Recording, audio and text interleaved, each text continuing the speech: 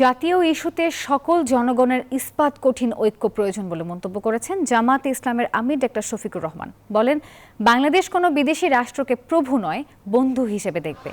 রোববার সকালে খুলনা মহানগরীর খানজাহান আলী থানা আয়োজিত কর্মী সম্মেলনে বক্তব্য রাখেন তিনি। বলেন, আওয়ামী স্বৈরাচারের দোসররা এখনও দেশকে অস্থিতিশীল করতে উস্কানি দিচ্ছে।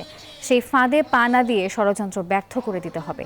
এ সময় মুক্তিপাগল জনগণ যেমন বাংলাদেশ চেয়েছিল, ঠিক তেমনি বৈষম্যহীন বাংলাদেশ তরুণদের হাতে তুলে দেওয়ার আশা প্রকাশ করেন তিনি।